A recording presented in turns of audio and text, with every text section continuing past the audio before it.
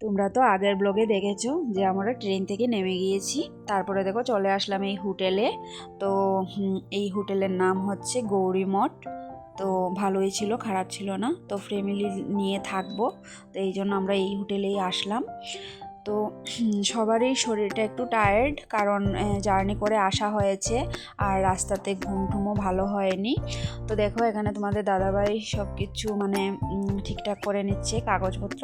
আর এই দেখো এদিকে বসে আছেন আমার শাশুড়ি মা, ছেলে, আমার মা ওইদিকে বসে আছে। আর কি বলো তো, সবারই একটা একটা সিট ছিল, আমি আর আমার মেয়ের একটা সিট ছিল। তো মেয়ে তো ঘুমোচ্ছিল, কারণ বাচ্চারা তো আর ঘুমোলে কিছু মনে হয় না, কিন্তু আমার একটু কষ্ট হচ্ছিল। তারপরে ঠিক আছে। আর মনে তো আলাদা একটা আনন্দ যে ঘুরতে এসেছি সবাই মিলে।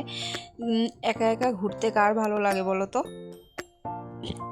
আর সবাই মিলে ঘুরতে মানে ঘোরার আনন্দটাই হচ্ছে আলাদা। তো তারপর তো রুমে যাব, রুমে গিয়ে তো আমরা সবাই ফ্রেশ হব। তারপরে গিয়ে দেখব কি করা যায়। আর তারপরে আমার ডাক্তার দেখানোর কথা আছে, ডাক্তার দেখাবো। ঘরে গিয়ে একটু রেস্ট করব, চাটা বানাবো, একটু খাবো, চা বানাবো আগে, খাবো, খেয়ে আর ঠাকুরগুলো দেখো কি ভালো লাগছে দেখতে। আর এই দেখো মন্দিরটা এরকম। তারপরে তো দেখো চাটা বানালাম, খেলাম, খেয়ে তারপর এই দেখো আমার শাশুড়ি মা ওইদিকে দেখাচ্ছেন যে ওখানে জল পাওয়া যায়, ফ্রেশ জল। মানে যেই হোটেলে আছি সেই হোটেলের একজন দাদা দেখিয়ে দিল। তো এই দেখো বড় বড় বোতল যেগুলো জমানো ছিল সেগুলো নিয়ে আমি আর আমার শাশুড়ি মা যাচ্ছি জল ভরতে। তো কিনা তো হচ্ছিল জল, কম কিনা হচ্ছিল না। তারপরেও ভাবলাম যে বোতলগুলো খালি আছে আর এখানে জলও আছে, তো যাই গিয়ে নিয়ে আসি। তাই আমি আর আমার শাশুড়ি মা মিলে গিয়ে নিয়ে আসছিলাম। আর আমরা 4 তলায় ছিলাম, তো মানে নামতে উঠতে একটু কষ্ট হচ্ছিল, কিন্তু তারপর আমার ছেলেকে দিয়েও কয়েকবার এরকম মানে জল আনিয়েছিলাম। তারপরে তো এই যে দেখো জল ভরে নিচ্ছি, আর খুবই ভালো জল, ফ্রেশ জল, ভালোই ছিল, একদম ফিল্টারের মতো, খারাপ ছিল না জল। আর কি বলতো, বাড়ি এই দেখো, তারপরে দাঁড়াও বলেনি, তারপরে দেখো বেরিয়ে গিয়েছি।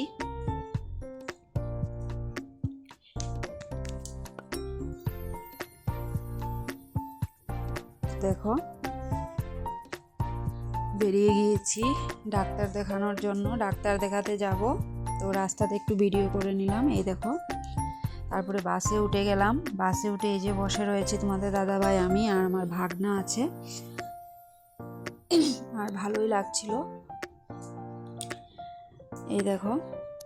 আর ওই দিকের বাসগুলো কেমন বলো তো, ইলেকট্রিক বাস, চার্জ মানে চার্জ দিতে হয়।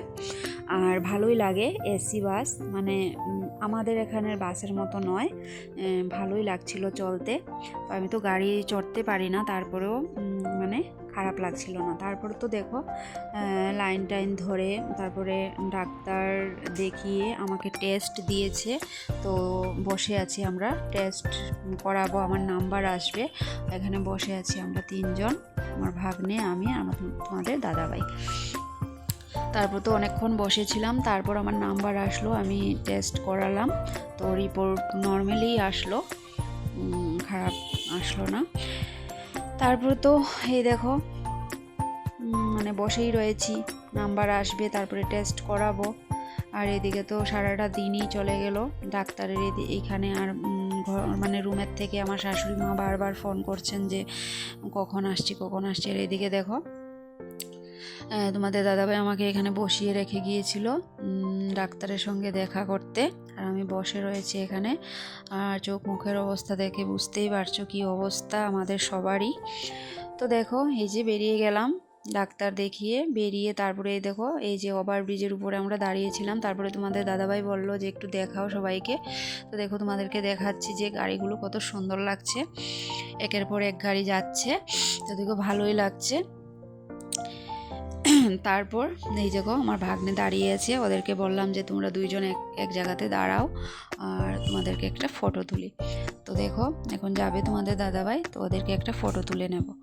আর সবাই বলে না যে মামা ভাগ্নে যেখানে আপদ নাই সেখানে, তো এটাই একদম ঠিক কথা, কারণ এই দেখো ওদেরকে দেখলে বোঝা যায়।